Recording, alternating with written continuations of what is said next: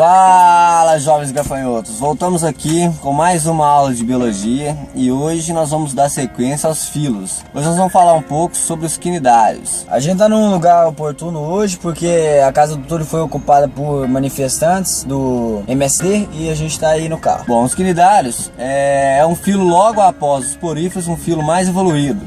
Nós vamos falar primeiro como é que é a estrutura fisiológica dos quinidários e depois nós vamos dar as principais diferenças para você saber se te pedir uma prova. Bom, os quinidários são aquelas águas vivas dos mares, anêmona, essas coisas.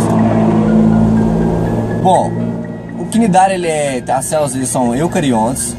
Ele é heterótrofo, também não faz fotossíntese, ele pega com os seus tentáculos o alimento. Ele tem sistema nervoso difuso, ele tem um sistema circulatório, digestório, composto só pela boca, então é um sistema digestório incompleto. O que a gente pode falar? Por que chama quinidário? Quinidário porque ele tem os quinidócitos, que são células de proteção para ele, de proteção e até captura de alimentos. São células que produzem uma substância urticante e essa substância, o que ela faz?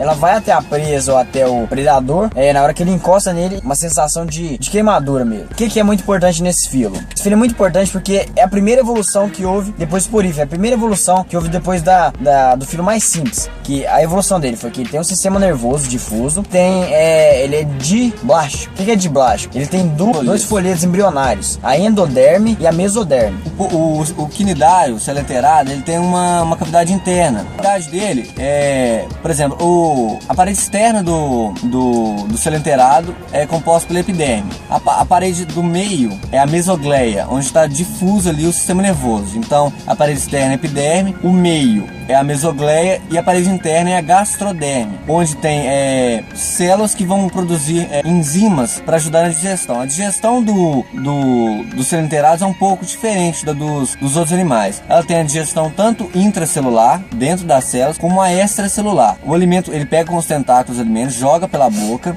o alimento cai na gastroderme, ele é digerido por essas enzimas, feitas por essas células, depois ele passa para dentro das células e é ingerido intracelularmente. Depois os compostos que sobram são eliminados diretamente por difusão direta e saem pela mesma boca que entrou o alimento. Uma coisa importante que a gente tem que falar é que os quinidários, eles são em seres vivos, eles são de dois modos. Eles são sésseis e são medusas. A gente tem as células musculares. O que são essas células musculares?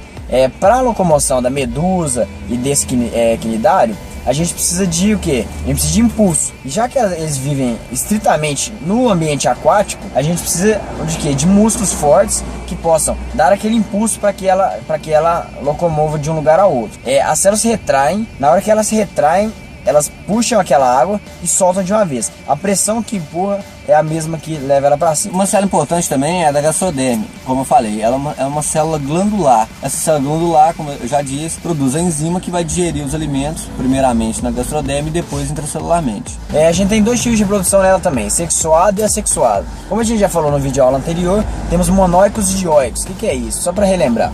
Monóico é quando tem os dois sexos em um mesmo corpo, e dioica quando a gente tem ambos sexos separados em corpos diferentes. Uma coisa legal de lembrar também é que os celenterados são os primeiros animais a ter gônadas. Assim como o ser humano tem gônada, o ovário e o testículo, o celenterado também tem gônadas, não são ovários nem testículos, mas produzem os gametas também. Produz o óvulo, no caso da medusa fêmea, né?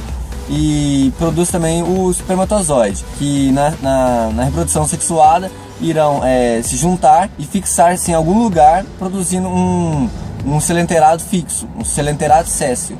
Bom, como nós já tínhamos dito, a reprodução dos celenterados é por alternância de geração. Nós vamos colocar aqui agora uma imagem que fala muito bem como é que é a alternância de geração nos celenterados. É basicamente, já que ele tem duas formas, uma hora ele é pólipo, uma hora ele é medusa, é basicamente isso. Ele fica alternando entre uma forma séssil e uma forma medusa. Basicamente é isso. A reprodução assexuada principal dos quinidários é a estrobilização. O que é a estrobilização? É nessa alternância de geração, que quando o pólipo, que é séssil, ele está ali no seu substrato, ele vai liberar uma parte de si, ou seja, ele vai liberar algumas células que vão dar origem ao novo pólipo. Esse novo pólipo vai dar origem a novas medusas. Então por isso que é alternando geração. Vai de um séssil para um que se locomove. E essas medusas, quando fazem a reprodução sexuada ou assexuada, vão dar origem a novos pólipos sésseis. Bom, então só para relembrar aqui, nos vestibulares costuma cobrar as diferenças entre os filos. Bom, a diferença entre o porífero e o selenterado, para relembrar: primeiro, o sistema é nervoso, é o primeiro filo que tem sistema nervoso. Segundo, é o primeiro filo que tem cavidade interna, tem a gastroderme. É o primeiro filo também que tem, pode-se dizer, antigamente se dizia que ele era diblástico, hoje já não se fala que o porífero é diblástico. Então o selenterado é o primeiro filo que tem folíolos embrionários, é o primeiro filo que tem tecidos. E o primeiro que tem gônadas. O primeiro que produz aqui sobre os filos. É um resumo, é uma videoaula simples. Pra você ter mais conhecimento, estude um livro, faça bastante exercício. A próxima videoaula sobre filos vai ser de plateumintos. Até mais, se inscreva no canal, curta, compartilhe e até mais. Tchau. Tchau.